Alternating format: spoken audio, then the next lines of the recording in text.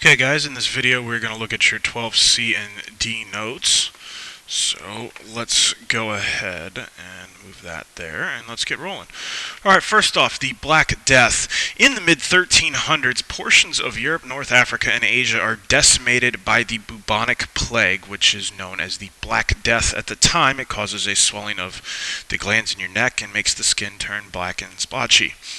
Nearly one-third of the population of Europe, 25 million people roughly, are going to die as a result of this disease.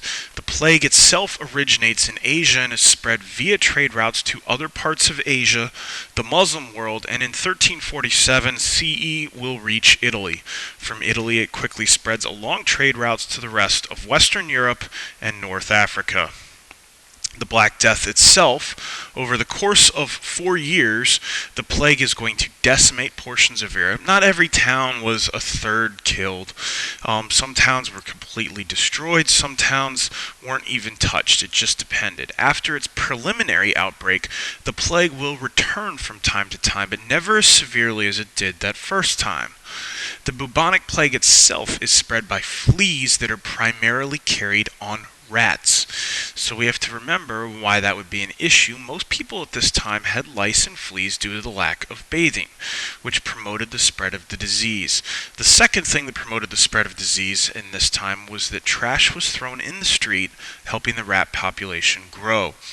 So a lot of those things that we talked about with the Roman empires, their emphasis on public health, public baths, sewers, piping, things like that would have helped prevent this disease.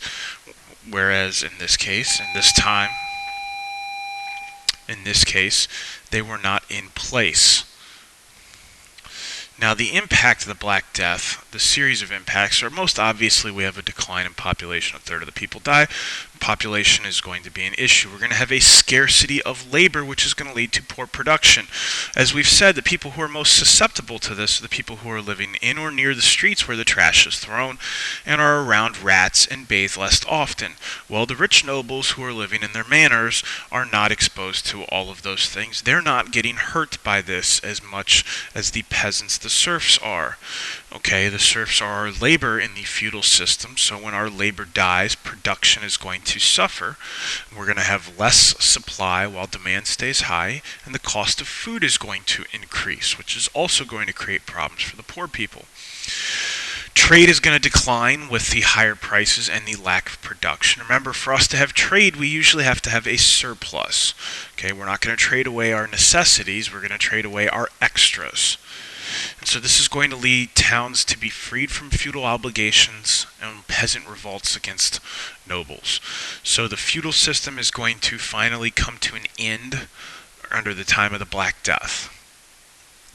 We're also going to have a decline in church influence during this time period as people prayed and God did not make the killing stop. The other thing that we need to talk about is the preservation of quote-unquote old knowledge. Well, education during the medieval times, as we've said before, was largely confined to the clergy during the Middle Ages. The masses were uneducated, while the nobility was primarily concerned with feudal obligations and making sure the feudal system continued to function. Church scholars were responsible for preserving ancient literature in monasteries in the East and West. These church scholars were going to work primarily in monasteries, and they were among the few at the time who could read and write. So we had limited literacy throughout Europe during this time period. These church scholars worked to translate Greek and Arabic works into Latin. And this quote-unquote new knowledge, guys, remember, it's not really new. It's more the discovery of old knowledge from centuries ago as a result of the Crusaders. So the Crusades go to the Middle East and they interact with the Muslims and they interact with the Byzantines. And if we remember correctly, we talked about the Byzantines and the Muslims preserving Greco-Roman achievements. So they're going to bring it back to Europe with them, and these church scholars are going to translate these works into Latin. And these church scholars are then going to spread this new knowledge of medicine, philosophy, and science to Europe, and it's going to lead to the development of universities in Europe. An example of this would be a monk named Thomas Aquinas, who is going to work to combine Aristotle's work with Christian thought. Those of you who take philosophy in college will have to read his work at some point in time.